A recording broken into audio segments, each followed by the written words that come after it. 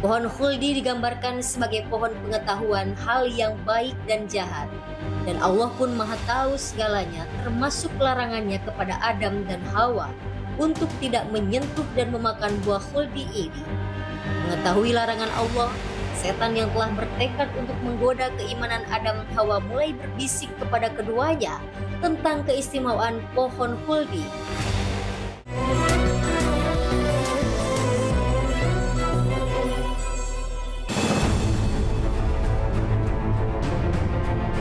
Bumi menjadi dunia yang kita huni untuk sementara waktu. Tempat kita para khalifah menjalani perjalanan untuk kembali kepada Tuhannya. Semua diawali dari satu manusia yang tercipta dari tanah, yakni Nabi Adam alaihi salam. Kisahnya menjadi cikal bakal kehidupan manusia, di mana ia turun ke bumi setelah melakukan dosa, memakan buah khuldi bersama pasangannya Siti Hawa.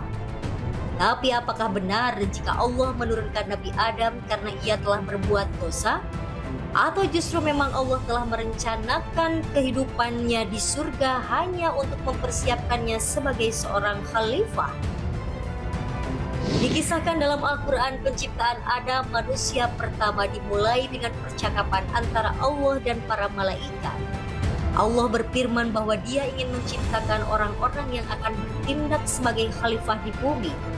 Namun malaikat meragukannya dan bertanya kepada Allah, apakah engkau hendak menjadikan orang yang akan merusak dan menumpahkan darah di sana, sedangkan kami bertasbih memujimu dan mensucikan namamu? Allah Ta'ala juga memuliakan Nabi Adam dengan memberinya pengetahuan tentang semesta, nama-nama benda dan lainnya. Nabi Adam pun menerima banyak pengetahuan sebagai mukjizatnya, sebagaimana dalam firman-Nya. Lalu Allah menguji malaikat dengan memerintahkan untuk menyebutkan nama-nama yang sama yang telah Ia ajarkan kepada Nabi Adam alaihi salam. Dan Dia mengajarkan kepada Adam nama-nama benda-benda seluruhnya, kemudian mengemukakannya kepada para malaikat, lalu berfirman, sebutkanlah kepadaku nama-nama benda itu jika kamu memang benar-benar orang yang benar.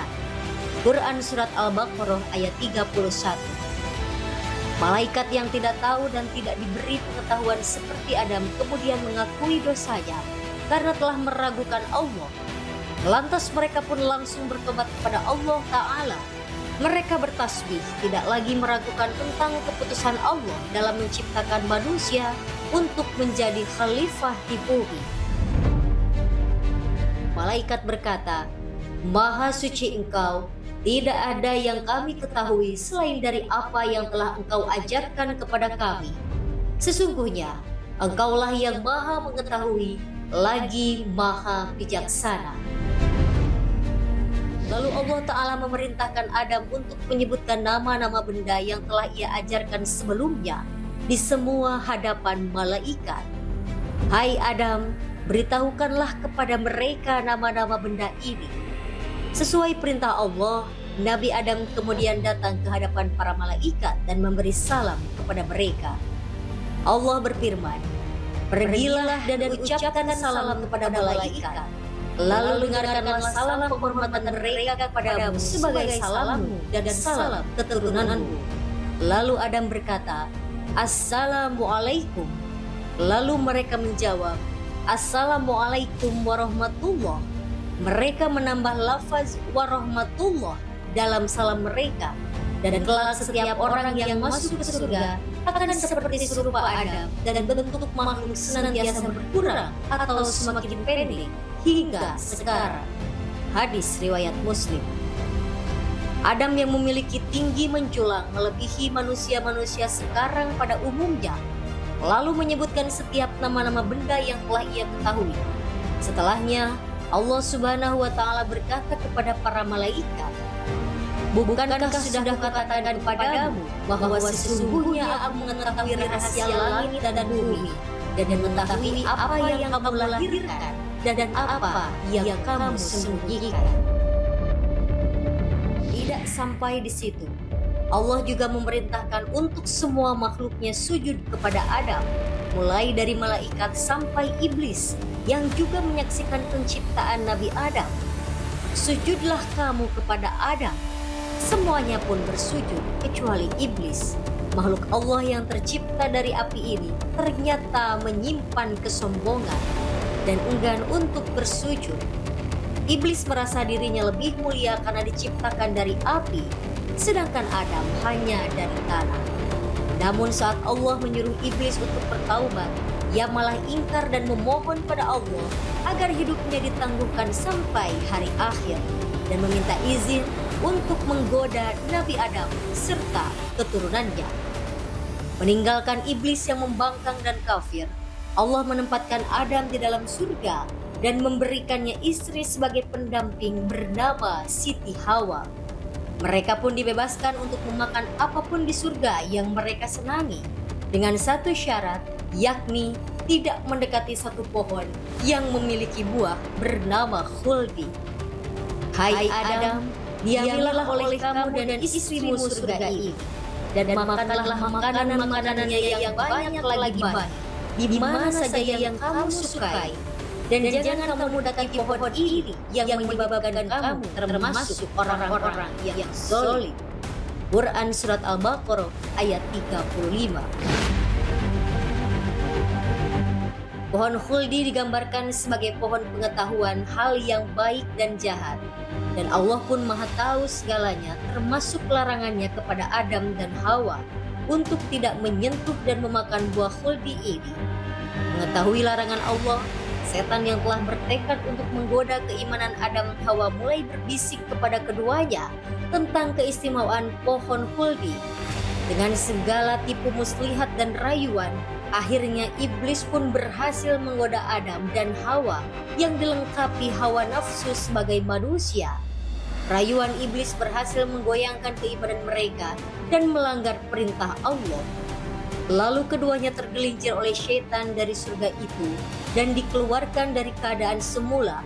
Dan kami berfirman, turunlah kamu, sebagaimana kamu menjadi musuh bagi yang lain, dan bagi kamu ada tempat kediaman di bumi dan kesenangan hidup sampai waktu yang ditentukan. Quran Surat Al-Baqarah ayat 36. Setelah Allah mengetahui Adam dan Hawa telah memakan buah khuldi atas bujuk rayu iblis, Adam pun kemudian memohon ampun dan mengakui kesalahannya. Mendengar penyesalan Adam, Allah kemudian memberikan beberapa kalimat pengampunan, yang mana ini menjadi taubatnya Nabi Adam setelah ia melanggar perintah Allah untuk pertama kalinya. Kemudian Adam menerima beberapa kalimat dari Tuhannya, maka Allah menerima taubatnya. Sesungguhnya Allah Maha Penerima Taubat lagi Maha Penyayang. Quran Surat Al-Baqarah ayat 37. Pada akhirnya Allah Subhanahu wa Ta'ala memberikan perintah kepada Adam dan Hawa untuk turun dari surga dan tinggal di bumi sebagai khalifah. Kami berfirman, turunlah kamu semuanya dari surga itu.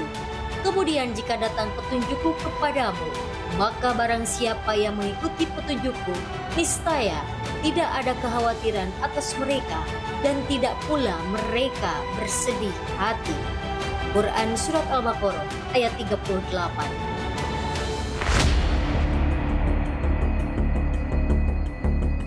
Pangkal dari godaan yang merupakan ujian pertama Nabi Adam, yakni buah khuldi, telah membangkitkan hawa nafsu dan lupa akan diri sendiri hingga mampu melanggar perintah Allah.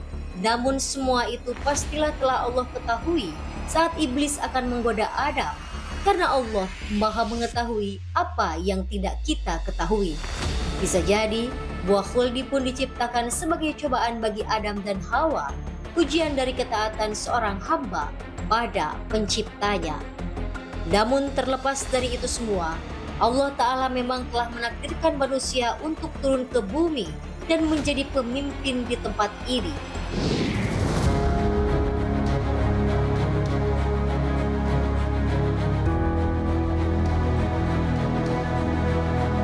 Assalamualaikum warahmatullahi wabarakatuh. Seringkali ada sebuah pertanyaan seperti ini. Seandainya Nabi Adam dulu tidak melakukan kesalahan, pasti kita hidup di dalam surga dengan penuh kenikmatan. Sekarang kita hidup susah gara-gara Nabi Adam tuh. Nah, ini pertanyaan yang menarik untuk kita bahas, untuk kita kupas. Jawabannya ada di mana? Jawabannya Allah sudah berikan di dalam Al-Quran. Kita lihat. Surat Al-Baqarah, ayat ke-30. Apa isinya? Berisi tentang planning Allah ketika Allah hendak menciptakan makhluk yang akan menjadi khalifah di muka bumi. Pada saat itu, Allah berkata, Qala rabbuka lil malaikati inni ja'ilun fil ardi khalifah. Allah berkata kepada malaikat, malaikat dikumpulkan. Kemudian Allah punya sebuah rencana akan membuat makhluk yang akan menjadi khalifah di mana? Fil ardi, di muka bumi. Nah, pertanyaan tadi terjawab nggak dengan ayat ini? Ya, Allah akan menciptakan khalifah di muka bumi, bukan di surga. Kemudian cerita berikutnya, Allah menciptakan Nabi Adam, kemudian disuruh sementara tinggal di dalam surga, kemudian diberikan sebuah aturan. Aturannya apa? Boleh makan apa saja kecuali satu jenis pohon. Aturannya sederhana seperti itu. Artinya apa? Surga seluas langit dan bumi, luas sekali.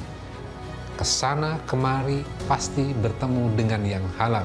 Mencari yang haram itu sulit. Namun apa yang terjadi? Iblis membisikkan kepada Nabi Adam untuk memakan buah yang dilarang itu. Nah, kemudian apa yang terjadi? Ketika memakan, Allah menegur, kemudian memberikan hukuman. Itu adalah kesalahan dari Nabi Adam. Ya, Nabi Adam punya peran seperti itu.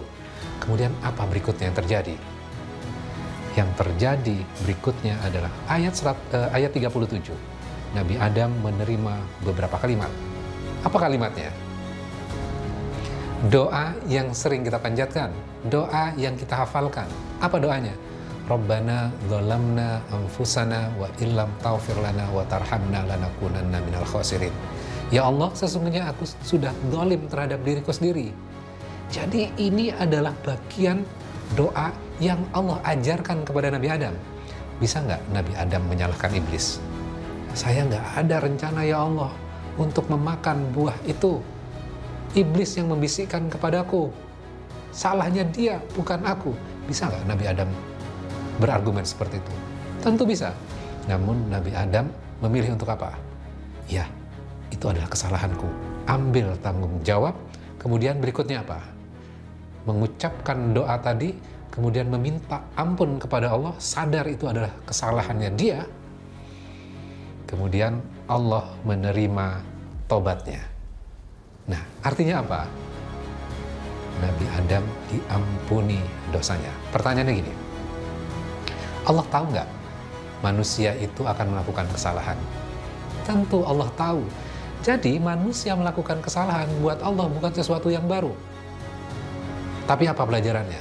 Pelajarannya adalah ketika melakukan kesalahan, maka akui kesalahan itu, kemudian meminta ampun kepada Allah, Allah akan ampuni. Sederhana kan? Sederhana. Itu adalah pelajaran yang kita bisa peroleh dari kisahnya Nabi Adam.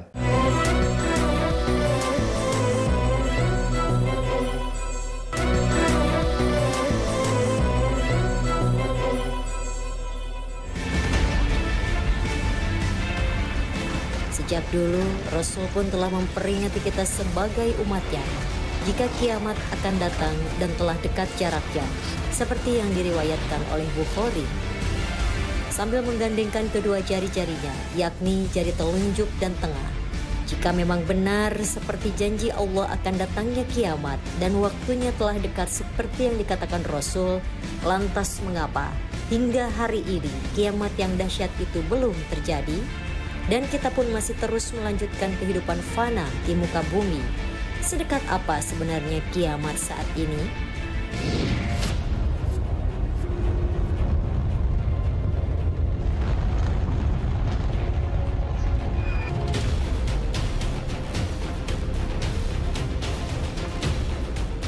Pembicaraan kiamat memang tidak pernah ada habisnya. selalu menimbulkan banyak pertanyaan, termasuk para kafir Makkah yang meragukan kerasulan Nabi Muhammad SAW, sehingga mereka mengujinya dengan pertanyaan mengenai hari datangnya kiamat. Namun Allah pun memerintahkan kepada Nabi Muhammad untuk memberitakan jika hanya Allah sajalah yang tahu pasti kapan datangnya kiamat, di mana kita tidak akan menyadari tanda-tanda sebenarnya.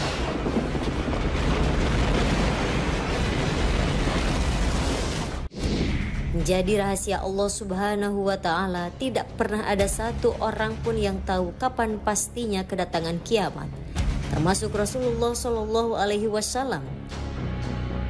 Namun Rasul pun memberikan tanda-tanda dari munculnya hari kiamat yang diriwayatkan oleh beberapa hadis sahih. Misalnya saja dari hadis riwayat Tirmizi yang diriwayatkan dari Abu Hurairah radhiyallahu anha. Kiamat tidak akan terjadi hingga waktu terasa berjalan cepat. Setahun seperti sebulan, sebulan seperti sepekan, sepekan seperti sehari, dan sehari seperti sesaat. Seperti cepatnya pelepah kurma yang kering terbakar. Hadis riwayat Tirmizi.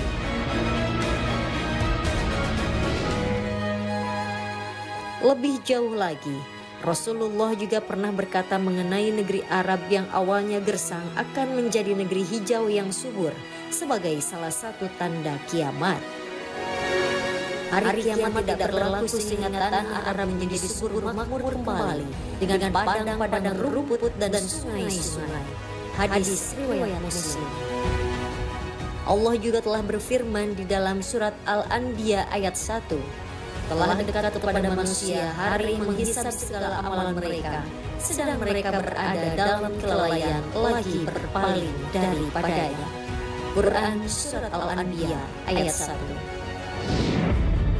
Dari tanda-tanda yang disebutkan oleh Rasul dan firman Allah yang menyebutkan telah dekatnya waktu penghisaban amalan manusia selama di dunia yang tak lain adalah proses kiamat, menandakan bahwa kita secara tidak sadar tengah berjalan menuju hari kiamat seyogyanya. Kita hidup dengan mendekati waktu akhir. Mungkin memang terasa lama karena ada orang-orang terdahulu yang telah hidup ribuan bahkan jutaan tahun lalu sebelum kita. Misalnya saja dari peringatan Rasul di mana tanah Mekah akan kembali subur menghijau. Hal ini pun tampaknya tengah berproses dibuktikan dengan kawasan pegunungan Mekah yang gersang berubah menjadi subur. Para pakar pun mencari alasan di balik menghijaunya sang gurun, di mana dahulunya telah ditemukan jejak-jejak tanah hijau dengan padang rumput. Salah satunya di wilayah Al-Fau, di bawah gurun pasir Rub Al-Khali. Tidak sampai di situ saja. Para peneliti arkeolog juga menemukan fakta jika tanah Jazirah Arab telah mengalami beberapa fase dari subur lalu mengering karena zaman es dan akan subur kembali di masa depan. Kelalaian manusia akan datangnya kiamat juga menjadi satu proses pertanda bahwa kiamat itu sendiri telah dekat, sebagaimana yang juga diriwayatkan oleh Bukhari. Di antara tanda-tanda kiamat adalah sedikitnya ilmu dan tersebarnya kebodohan, merebaknya perzinahan, wanita akan semakin banyak dan pria akan semakin sedikit, sampai salah seorang pria bisa mengurus atau menikahi 50 wanita karena kejahilan orang itu terhadap ilmu agama. Hadis riwayat Bukhari. Satu di antaranya banyak kejadian yang menjadi kenyataan dari peringatan Rasul akan dekatnya kiamat. Bisa kita lihat dari keputusan Arab yang akan membuka toko minuman beralkohol pertamanya di Riyadh setelah lebih dari 70 tahun dilarang. Ditambah keputusan untuk membebaskan perempuan agar tidak wajib berhijab yang telah dikeluarkan oleh Menteri Pertahanan Arab Saudi, Pangeran Khalid bin Salman. Tidak hanya di Arab Saudi yang memang kental dengan sejarah muslim, di berbagai belahan dunia juga kita telah bisa melihat jika perzinahan semakin merajalela. Anak-anak muda saat ini pun mengenal hubungan open marriage yang bisa berganti pasangan meski telah terikat ikatan suci pernikahan. Belum lagi poligami yang sering disalahartikan tujuannya, digunakan hanya untuk memuaskan nafsu semata. Bahkan beberapa pria di dunia pun ada laki-laki yang memiliki puluhan istri. Kejadian-kejadian nyata yang terjadi di kehidupan ini yang kita anggap telah menjadi biasa, nyatanya adalah proses di mana dunia tengah melaju mendekati waktu kiamat yang akan menanti pertanggungjawaban kita selama di dunia.